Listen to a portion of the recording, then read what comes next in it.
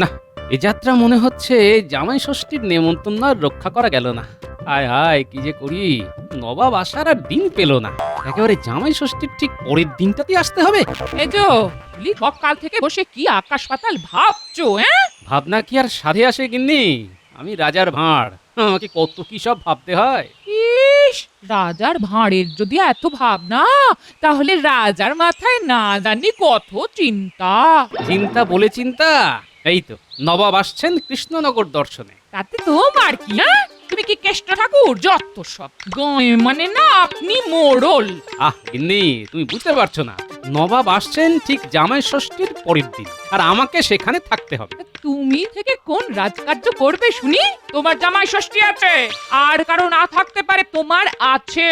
হ্যাঁ, সে তো জানি গিন্নি, বছরের এই একটি দিন আমার যায় একটু খাতির, না হলে সারা বছর তো তোমার ওই মুখ ঝামটার সামনে জামাইয়ের খাতির বলে আর কিছু থাকে না গিন্নি। কি আমি তোমাকে মুখ ঝামটা দিয়ে? না না না না না, তোমার মুখের বাণী আমার কাছে অমৃতের মতো। মোদ্দা কথা হলো, নবাব আসছেন, তাই মহারাজ আমাকে ছুটি দেবেন না। এই, আমি তোমাকে বলে দিচ্ছি, তুমি যদি না যাও আমি তো যাবই। আর কোনোদিনে মুখ হব না। হ্যাঁ, তোমার আর কোনোদিন মুখ দর্শনও করবো না। ভালো চাও তো মহারাজের কাছে গিয়ে ছুটির দরখাস্ত করো। হ্যাঁ, কি জ্বালা, শ্যাম রাখি না কুল রাখি, এদিকে নোলাটাকেও যে সামাল দেওয়া যাচ্ছে না। আহা, পোলাও, মুড়ো দিয়ে ঘন্ট, কচি পাঁঠারও মাংস, আমের চাটনি, দই, বড় বড় ক্ষীরের পান্তুয়া, আহা, এ কি ছাড়া যায় না? মহারাজকে যা বলার বলেই দিই।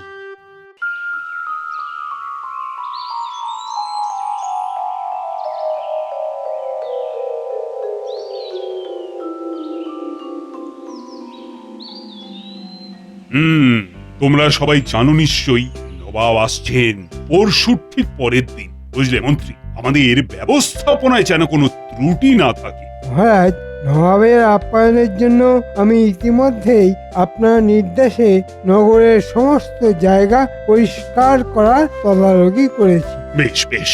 নগরে কিছু জঞ্জাল জমে গিয়েছিল, তা দূর হয়েছে। মন্ত্রীমশাই কি নিজে জঞ্জাল খুঁজে বার করলেন? আহ গোপাল, তুমি আজ আবার বাজে কথা বলতে শুরু করেছো। সবাই সবার কাজ ঠিক মতো করে, তুমি বরং হে মন্ত্রীমশাই, আমার কাজ আমি তো ঠিক মতোই করি, তাই না মহারাজ? তা রাজজ্যোতিষী, তুমি বলো তো, নবাবের আসার সময় সবকিছু ঠিক থাকবে তো? মহারাজ, আপনি বিচলিত হবেন না। সময় এখন শুভ, তাই নবাব এলেও আপনার কোনো সমস্যা হবে না। বেশ বেশ। তা বিজ্ঞানী, তোমার গবেষণায় নতুন কিছু আবিষ্কার করলে নাকি? মানে নবাব দেখলে ভারী খুশি হতেন। আগে মহারাজ, আমি নতুন কিছু আবিষ্কার করতে পারলে তো সবার আগে আপনাকেই দেখাবো। জানি জানি বিজ্ঞানী। তার মানে তোমার কাছে এই মুহূর্তে নতুন কিছু নেই? আমি দিনরাত গবেষণা করছি মহারাজ, আশা করছি দু একদিনের মধ্যে নতুন কিছু আবিষ্কার করতে পারবো। বাহ বাহ বাহ। মহারাজ, আমরা নবাবের জন্য প্রস্তুত, আপনি চিন্তা করবেন না। আমি নিজে নবাবের অভ্যর্থনায় থাকছি। আমার একটি আর্জি আছে মহারাজ। বলো বলো শুনি। মহারাজ, আমার একটি অনুরোধ আছে সভাকবির জন্য। বেশ তো, শুনি তাহলে। জামাই ষষ্ঠী নিয়ে সভাকবি একটা কবিতা লিখুক বড়। জামাই ষষ্ঠী? ছি ছি গোপাল, আলোচনা হচ্ছে নবাবের আগমনের মতো একটা গুরুগম্ভীর বিষয় নিয়ে, আর তুমি সেখানে জামাই ষষ্ঠী নিয়ে ভাবছো? ভাবতে হচ্ছে মহারাজ, কারণ আমাকে জামাই ষষ্ঠীতে শ্বশুর বাড়ি যেতে হবে যে। পরশু তো জামাই ষষ্ঠী, আর তারপরের দিন নবাব আসছে গোপাল। হে, পণ্ডিত বিবাহ না করলে কি হবে, কবে জামাই ষষ্ঠী এটা ঠিক মনে রেখেছে। অসম্ভব গোপাল, নবাব আসবেন আর তুমি জামাই ষষ্ঠীতে শ্বশুর বাড়ি গিয়ে বসে থাকবে? না না না না, তা কি করে হয়? গোপালের দেখছি আসল উদ্দেশ্য ছুটি নেওয়া। কবিতার বাহানা করছো কেন গোপাল? হে মহারাজ, নাক তো নাকই, সামনে থেকে দেখলেও নাক, আবার ঘুরিয়ে দেখালেও নাক। মানে? আমার শ্বশুর বাড়ি একেবারে নাক বরাবর হাঁটতে হয়, কয়েক ক্রোশ পথ। আমি যাব, খাবো, চলে আসব, নবাবের আসার আগেই পৌঁছে যাব মহারাজ, আপনি একদম চিন্তা করবেন না। বুঝেছি বুঝেছি গোপাল, আমাকে চিন্তিত দেখে তুমি সরাসরি ছুটি চাও। এটা তোমার গুণ। ঠিক আছে, তোমার ছুটি ছুটি আমি মঞ্জুর করলাম, তুমি যাও। কিন্তু নবাবের আসার আগেই তোমাকে এসে পড়তে হবে কিন্তু। মনে থাকে যেন কথাটা। বিলক্ষণ মহারাজ। তুমি আর এসে উঠতে পারবে না গোপাল, সে ব্যবস্থা আমিই করব। আমি হয়ে উঠবো নবাবের কাছে প্রিয়, আর তুমি হবে চাকরি থেকে বরখাস্ত। হ্যাঁ, আহ আহ আহ আহ। মহারাজ অনুমতি দিলে একটি কবিতা আমি পড়তে পারি। হ্যাঁ হ্যাঁ, নিশ্চয়ই নিশ্চয়ই, পড় পড়। জামাই হয়ে চলল গোপাল ভুড়ি ভোজন করতে, গন্ডা গন্ডা মন্ডা খেয়ে পারবে না গোপাল নড়তে।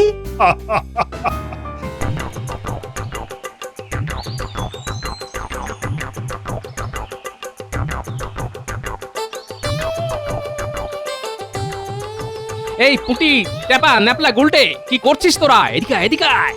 কি বলছো দাদু? আমরা এখন খেলছি। দাদু, মুরগি আছে নাকি সঙ্গে? তোরা খেলছিস সে তো আমি দেখতেই পাচ্ছি, আমার চোখে তো আর ছানি পড়েনি রে। ও দাদু, কি বলবে বলো না। শোন, কাল সকাল সকাল আমরা সবাই যাচ্ছি তোদের বাবার মামার বাড়ি। হ্যাঁ, বাবার মামার বাড়ি। হ্যাঁ, সেখানে খুব আনন্দ হবে আর প্রচুর ভালো খাওয়া দাওয়া হবে। আরে বাস! কিন্তু কাল সকালে যে পণ্ডিত মশাইয়ের কাছে যেতে হবে। পাঠশালা? আচ্ছা, ও ঠিক আছে ঠিক আছে, আমি পণ্ডিত মশাইকে পরে বলে দেবো, তোদের কোনো চিন্তা নেই, তোরা চল আমার সাথে। কি মজা, কি মজা। খুব মজা হবে। যা যা, তোরা এখন খেল, অন্ধকার হবার আগেই কিন্তু ঘরে ঢুকে যাবি সব। কি হলো কি গিন্নি, আর কত দেরি করবে? এরপর যত বেলা বাড়বে তত গরম বাড়বে। তোমার সাজগোজ শেষ হলো? বলি এত তাড়া কিসের? হ্যাঁ, ও বাবা, বেনারসি শাড়ি। রানীমা উপহার দিয়েছিলেন, তুমি তো কিপটে। তোমার আশায় থাকলে এ জীবনে বেনারসি আর পরা হতো না। হ্যাঁ, শখ কত। চলো চলো চলো, এখন আর দেরি করো না, চলো।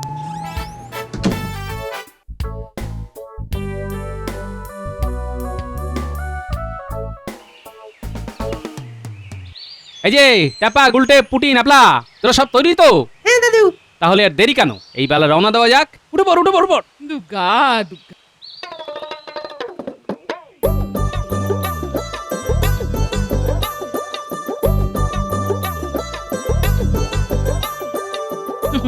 জামুটা হয়েছ, গাড়িখানা আবার না ভেঙে পড়ে। হ্যাঁ,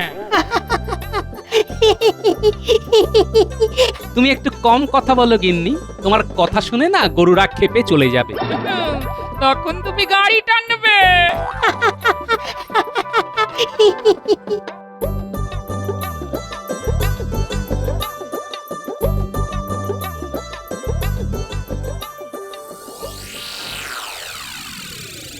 এই যে চারু, বল দেখি বিকেল বেলার সমাস কি হবে? পণ্ডিত মশাই, এখন তো সকালবেলা। চুপ, বেয়াদব! আমাকে ন্যাপলা বলেছে বিকেল বেলার সমাজ শুধু বিকেলেই বলতে হয়। হ্যাঁ, আসুক ন্যাপলা, দেখাচ্ছি মজা। কোথায় সব পুটি, টাপা, গুলটে, ন্যাপলা সব কই? সবাইকে নিয়ে গোপালদাতে চলে গেছে পণ্ডিত মশাই। তাই বুঝি। যা, আজকের মতন পাঠশালা শেষ, আমাকে এখন রাজসভায় যেতে হবে।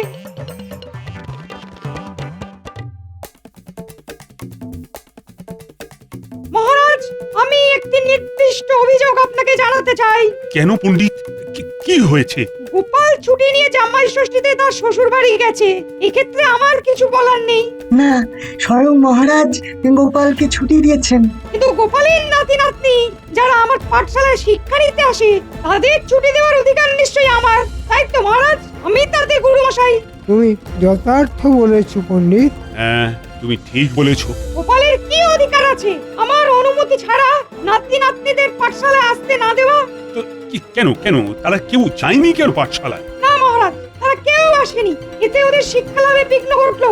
তাদের যদি শরীর খারাপ থাকে তাহলে কোনো প্রশ্ন ওঠে না মহারাজ। কিন্তু এখানে প্রশ্ন উঠছে, কারণ তাদের শরীর খারাপ নয়। মহারাজ, গোপাল ওদের সবাইকে নিয়ে নিজে জামাই ষষ্ঠীর নেমন্তন্ন খেতে গেছে। ছি ছি মহারাজ, বুঝি না বাপু, বুড়ো বয়সে কিসের এত জামাই ষষ্ঠী? তারপরে নাতি নাতনি সদল বলে গোপাল গেল, পণ্ডিতকে কিছু বলেও নি। আমি এর তীব্র প্রতিবাদ জানাই মহারাজ। এমনকি আপনি নিজেই সাক্ষী আছেন যে নবাব আসবে বলেও গোপালের কোনো মাথা ব্যথা নেই। ছি ছি ছি। বেশ, গোপাল ফিরুক, আমি ওর সাথে এই ব্যাপারে কথা বলবো।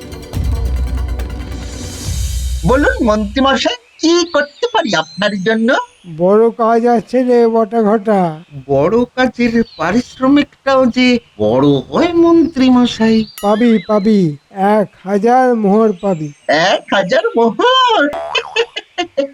কি করতে হবে বলুন মন্ত্রী মশাই? শোন, আজ জামাই ষষ্ঠী, আজ রাতে গোপাল ফিরবে। তোদের কাজ হলো গোপালকে মাঝ রাস্তায় বেঁধে ফেলে ওর সব কিছু লুট করে নেওয়া। এ আর এমন কি? কিন্তু ওই বাচ্চা ছেলে মেয়েগুলো গোপালের সাথে থাকবে। ওই বাচ্চা ছেলে মেয়েগুলো আমাদের কি করবে? কিচ্ছু করতে পারবে না। ওদেরও আমরা ওই হাত পা মুখ বেঁধে রেখে দেব। হ্যাঁ, ব্যাস, আর কিচ্ছু করতে হবে না। এটা করলেই গোপাল আর রাজ সবাই এসে উঠতে পারবে না। আমরা তাহলে আসি মন্ত্রী মশাই। হ্যাঁ, খুব সাবধানে, কাকপক্ষীতেও যেন টের না পায়। গোপাল, তোমার আশা আর হচ্ছে না। নবাবের সামনে মহারাজের মুখ হবে আমসত্ত্বের মতো। বিদূষকের অভাবে নবাব খেপে যাবে, আর ঠিক তখন আমি হাজির করব ভগবানকে বিদূষক সাজিয়ে। হ্যাঁ, নবাব আমাকে ইনাম দেবে, আর মহারাজ তার লজ্জা থেকে বাঁচাবার জন্যে আমাকে পুরস্কার দেবে। আমার পারিশ্রমিক আরো বেড়ে যাবে, আর গোপালের চাকরি যাবে। হ্যাঁ,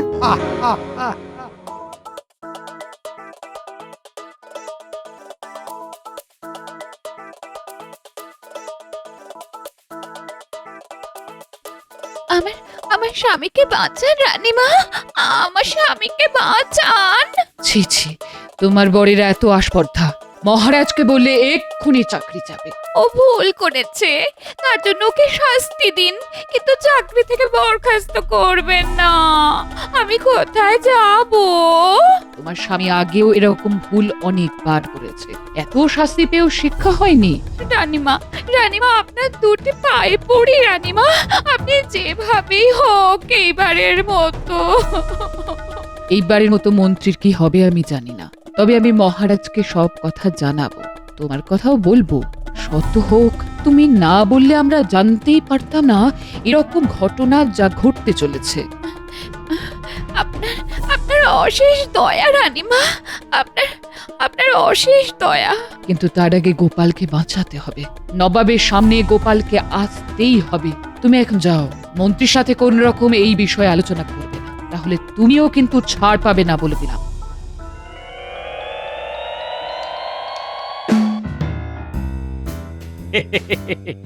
আবার এসব কেন কষ্ট করে?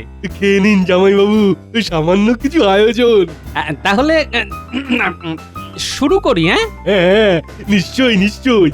এ নাও বাবা, এ নাও।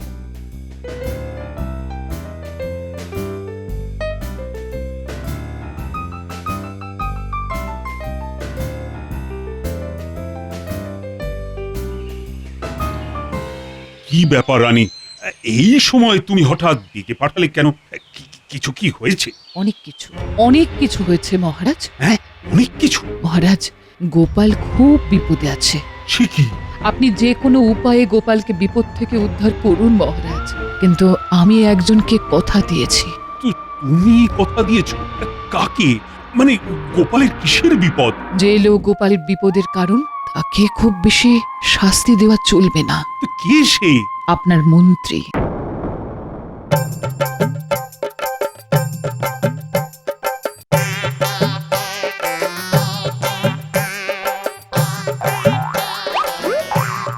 দাদু, অত খেও না। দাদু, কত বড় মুড়ো খেতে পারবে? এই এই তোরা চুপ কর তো। জামাই কি আর তোদের মতন করছি? তোরা এসব পারবি না। বলি আরো দুটো মুড়ো দেবো বাবা? হ্যাঁ, এই রে, আগে না, এখন কি আর সেই বয়স আছে? তবে ওই পোলাও আরেকটু খেতে পারি। নিশ্চয়ই নিশ্চয়ই বাবা, নিশ্চয়ই। মন্ত্রী এত কিছু চিন্তা করছে, বেশ, ওকে আমি উচিত শিক্ষা দেব। কিন্তু ওর দুই শয়তান বটা আর ঘটা ওরা তো চলে গেছে গোপালকে ধরবার জন্য। আমি এক্ষুনি 4 জন প্রহরীকে পাঠাচ্ছি গোপালকে সঙ্গে নিয়ে আসার জন্য। তুমি কিচ্ছু চিন্তা করো না রানী, গোপালের আমি কিচ্ছুটি হতে দেব না। হ্যাঁ, এইটুকু ভরসা আমি রাখি।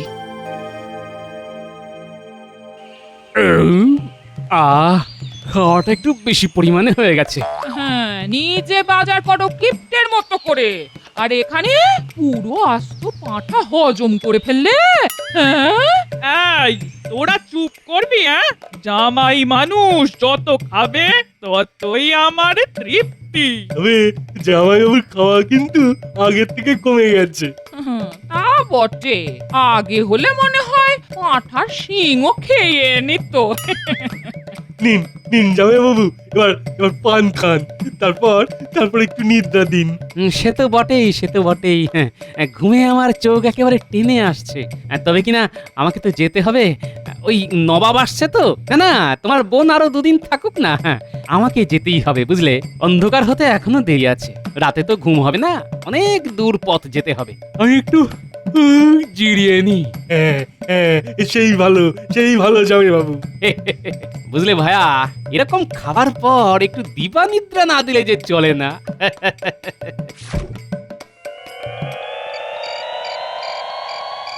অনেক রাত হয়ে গেল, গোপাল ফিরলে তো এই পথ দিয়েই ফিরবে।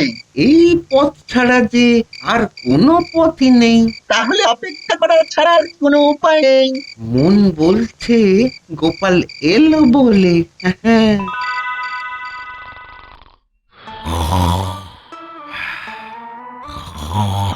শুনছো? আর কত নাক ডাকবে? ওঠো না, অনেক রাত হয়ে গেছে।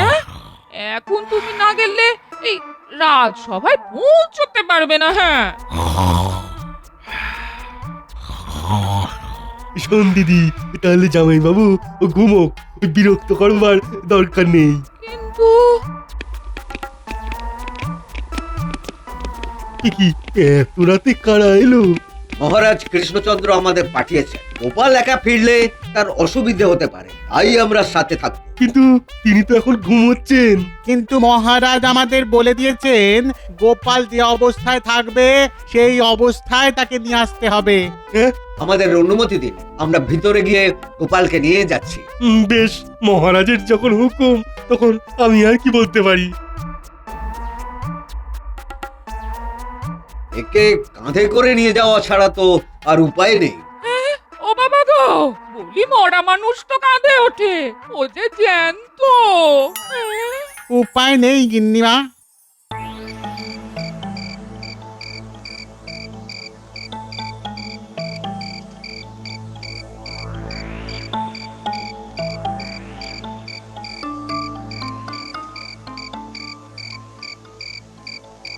আমি দেখছি 4 জন কাকে যেন কাঁধে নিয়ে আসছে। আরে ওই তো গোপাল। ঘটা, লাফিয়ে নাম, ওকে বাঁধতে হবে। এই কে কে কে কে? তবে রে, ওরে বটা, পালা পালা, এরা তো দেখছি ওই রাজার প্রহরী রে। পালা পালা বটা, পালা। দেখ কেমন মজা।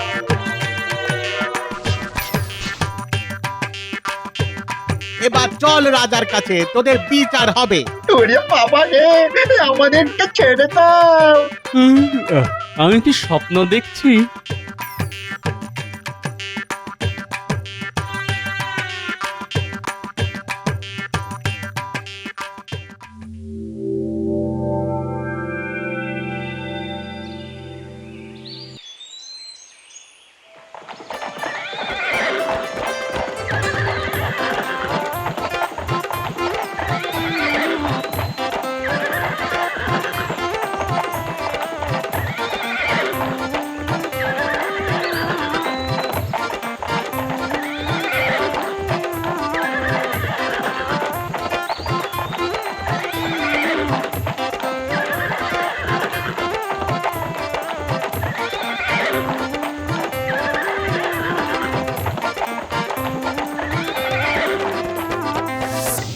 অনেকদিন পর তোমার রাজসভা দেখতে এলাম কৃষ্ণচন্দ্র, মন আজ বড়ই প্রফুল্ল।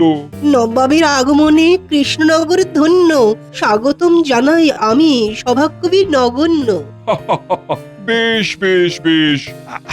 আপনার জন্য আমার প্রাসাদের দক্ষিণ দিকের অতি মনোরম একটি শয়নস্থলের বন্দোবস্ত করেছি নবাব সাহেব। সে তো বুঝলাম, আমার খাতির যত্নে তুমি কোনো ত্রুটি করনি, কিন্তু গোপাল কোথায় তাকে যে দেখতে পাচ্ছি না। জামাই ষষ্ঠী খেতে গেছে নবাব সাহেব। আমরা অনেক বারণ করেছি যে আপনি আসবেন, অথচ গোপালের কোনো মাথা ব্যথাই দেখলাম না। তাই বুঝি? কি আর বলবো নবাব সাহেব, মহারাজ তো গোপালকে চাকরি থেকে এক প্রকার বরখাস্ত করেই দিয়েছে। আমি আপনার জন্য একজন নতুন ভালো বিদূষক নিয়ে এসেছি, আপনার মন আরো প্রফুল্ল হবে। গোপাল এদিকে এসো, এদিকে। মন্ত্রী, কৃষ্ণচন্দ্র আর গোপাল আমাকে সব বলেছে। তোমার শয়তানি মুর্শিদাবাদ অব্দি সবাই জেনে গেছে। আমার মন্ত্রী হলে তোমাকে আজকেই গর্দান নিতাম, কিন্তু তুমি কৃষ্ণচন্দ্রের মন্ত্রী, কৃষ্ণচন্দ্রই তোমার বিচার করুক। মহারাজ, আমাকে ক্ষমা করে দিন, আমাকে ক্ষমা করে দিন। ছি মন্ত্রী, তুমি শেষে দুটো ছেঁচড়াকে দিয়ে গোপালকে জব্দ করতে পাঠালে। কি বুঝছো গোপাল? আসলে আমি কালা তো খেয়েছি যে এখনো তার ঘোর কাটেনি। মন্ত্রীকেও কিছু খাওয়ানো উচিত, তাই নয় কি মহারাজ? ওকে বরং হাঁড়ি হাঁড়ি ঘোল খাওয়ানো হোক। যথার্থ বলেছেন নবাব সাহেব, আপনার জুড়ি মেলা ভার। আর তুমি হলে সেই ভাঁড় যার জুড়ি মেলে না। হ্যাঁ